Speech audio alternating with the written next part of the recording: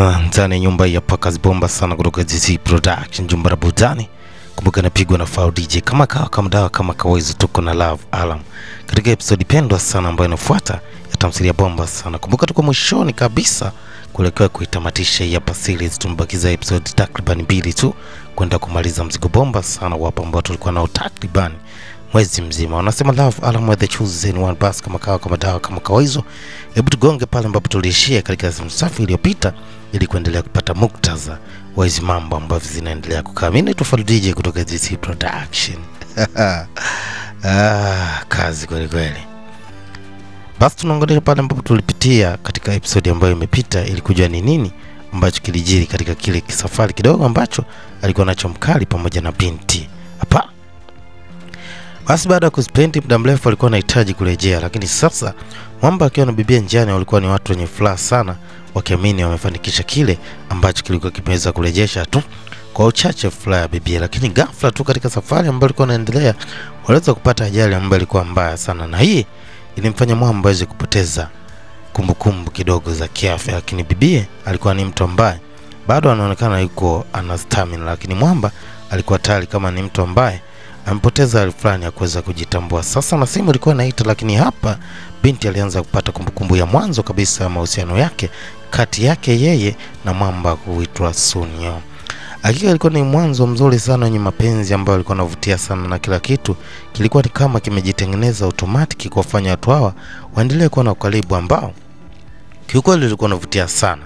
Lakini sasa kwa hiki ambacho kinatokea inakuja kutosha kuamini ya kwamba binti anapokuja katika kisiwa cha Jeju Island ni kama anakuwa na bahati ambayo inakuwa mbaya zaidi, kwani Rajabu kumbuka rafiki yake tu na yule ndugu yake aliyokuwa anaishi naye akidai kwamba wewe una laana, hivyo ulikuwa sio vyema ungeongozana nasi katika safari ya Jeju Island. Na kweli bibi anajaribu kumbuka kitu ambacho kilitokea miaka mingi sana nyuma, kipindi akiwa mdogo alivyoweza kupoteza wazazi wake wote katika kisiwa na yeye kusalia tu kutokana na jitihada ambazo aliweza kuzifanya, kwani ndani mzee alikuwa ameshika vidonge ambavyo vilikuwa vina sumu, na hata hivyo kulikuwa na hewa chafu sana ya carbon dioxide, lakini binti aliweza kufanikisha kutoka kwa kupitia dirisha tu. Hii ilikuwa ni kumbukumbu ya nyuma sana. Sasa tunapelekwa mbele kidogo, na hapa naomba utulize sana akili yako ili nikuwekee mambo yakae kitaalamu zaidi, kwa sababu bila hivyo unaweza ukaja ukachanganyikiwa. Hapa kuna namna fulani mambo yamesetiwa kitaalamu na wao waandaji, lakini sisi tutainyosha tu na kuiunganisha katika muktaza.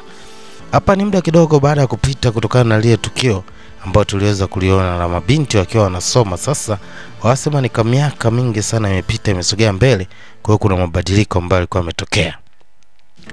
Basi wanasema programu ya Love Alarm ilikuwa tayari imeshapata ushawishi mkubwa sana katika eneo kubwa la jiji kubwa la Seoul pale Korea. Ina maana kila mtu alikuwa anaishi kwa kutumia Love Alarm hiyo program.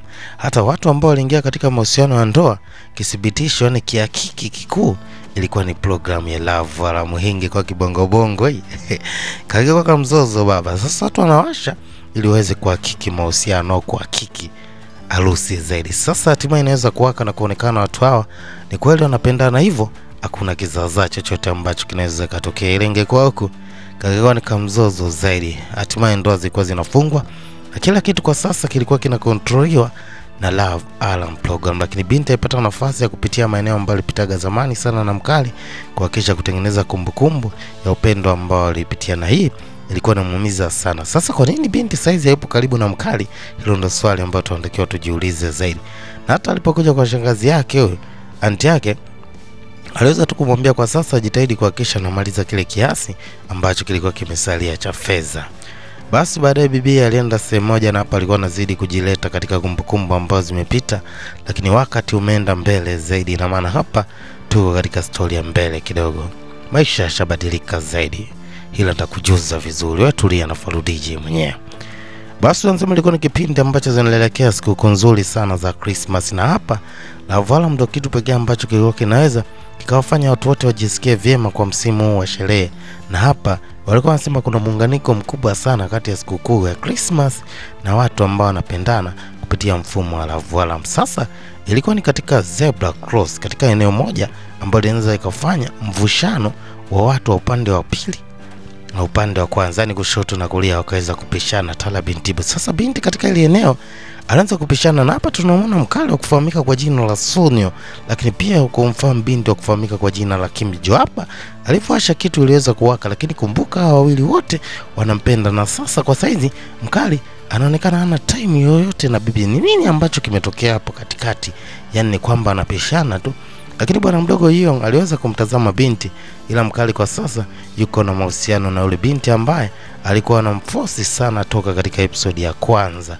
Lakini mwamba jicho lake lote lilikuwa ni kwa binti. Sasa hapa binti anahitaji kuturudisha nyuma kidogo, kutupa story ya yale ambayo yalitokea. Ndio maana hii picha nilikwambia lazima ikutane na muunganiko ambao umepangiliwa kizazi zaidi. Hapa binti anaturudisha nyuma, nini kilitokea? Basi baada ya kutokea ile ajali, binti alijaribu sana kumtafuta mkali na kutuma message mbalimbali, na hapa alikuwa anatafuta namna ya kuhakikisha anapata nafasi ya kuweza kukutana na mkali. Lakini kwa sasa mkali ni kwamba tayari alikuwa amewekwa katika vizuizi vikali, na hapa kuna watu ambao walikuwa wanasema vyote vimesababishwa na binti. Lakini mkali wa kufahamika kwa jina la Young alizidi sana kumtetea binti, na binti aliomba tu kama inawezekana ongeza kupata hata address ya kujua anaweza kumpata mkali wa kufahamika kwa jina la Sunyo ili aweze kurekebisha mambo, kwani anajisikia vibaya. Basi mwanaume cha kufanya aliweza kumpatia simu yake na akamwambia basi nitakupa address ambayo itakufanya ufike sehemu ambayo unaamini ukifika utaweza kumaliza kila kitu. Basi unaambia binti aliweza kufika katika jumba la kifahari la yule mwamba kufahamika kwa jina la Ang Sunyo, lakini hakuweza kupata mafanikio, na baadaye alirejea katika eneo moja la juu sana, na hapa alikuwa anakumbuka kumbukumbu ya zamani sana, namna ambavyo aliweza kukutana na mwamba, lakini pia alipata nafasi ya kukutana na mkali wa kufahamika kwa jina la Dokugo. Hizo ni kumbukumbu tu ambazo binti alikuwa anaturudisha nyuma. Nini kilitokea? Basi tunaendelea kuunganisha katika kumbukumbu yake. Hapa baada ya kukutana na mkali wa kufahamika kwa jina la Dokugo, aliweza kumsimulia kila kitu kilichotokea, lakini mwamba alimsihi kitu kimoja tu, kwamba ingekuwa ni vyema sana ungeangalia moyo wako ni nini ambacho unataka, lakini pia kama unahisi hicho kitu kinaweza kukuumiza, kuna namna ya kuweza kuachana na hiyo program, lakini hakisha usije ukawa kama mtu wa aina yangu ambaye ni muumizwa sana kwa muda mrefu zaidi. Kwa hiyo hakisha unapambania kitu ambacho unakiona kiko sawa. Kweli kulikuwa na option ya kuweza kuifuta hiyo program katika simu yake au kuachana na hiyo mambo, lakini kiukweli ni kwamba binti anamkumbuka sana mkali wa kufahamika kwa jina la Ang Sun. Hii inaturudisha nyuma kidogo. Binti anatusimulia nini kilitokea mpaka yeye na mkali wakawa zero distance au wasema wakawa mbali zaidi.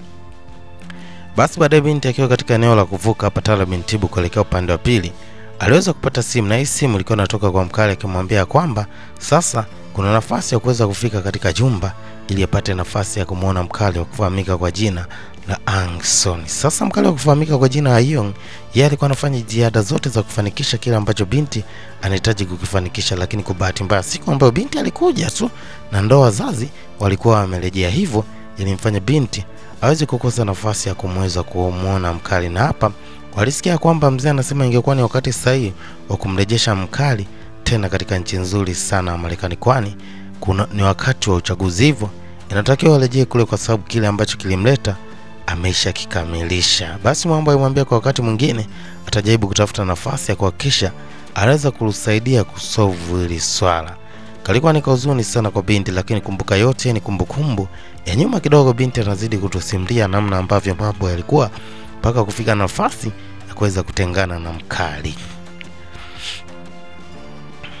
Basi wanasema siku nyingine mkali akiwa katika mwendo kasi alikuwa anapita katika maeneo ambayo alikuwa na kumbukumbu ya maisha yake ya zamani sana, na katika ile eneo alishangaa sana kuona nafasi ya kumuona binti. Alitamani kushuka lakini gari ilikuwa imeshaondoka. Basi baada ya kufika mbele tu aliweza kurejea na kukuta binti kwa wakati tayari ameshaondoka. Tujui ni nini ambacho alihitaji kumwambia bibi, yani mkali wa kufahamika kwa jina la Young. Sasa binti ambacho anafanya alikuwa na program ambayo anatengeneza vitu vyake na kuviposti katika mtandao wa kijamii, na hapa aliweza kuposti kitu fulani. Comment zilikuwa nyingi sana zikiwa zinamsifia, lakini pia mkali wetu wa kufahamika kwa jina la Ang Sun kumbe anapata nafasi ya kufuatilia ni nini ambacho bibie huwa anakifanya kwa wakati huu. Sasa ni kwa nini amejaribu kukaa mbali sana na binti, ili alikuwa ni mtu ambaye anapendana sana na binti, na hata kufikia stage ya kuweza kufunga, yani kublock namba za binti asiweze kupata mawasiliano na binti yote. Basi akiwa huko aliweza kumpigia simu bwana mdogo kufahamika kwa jina la Young, na Young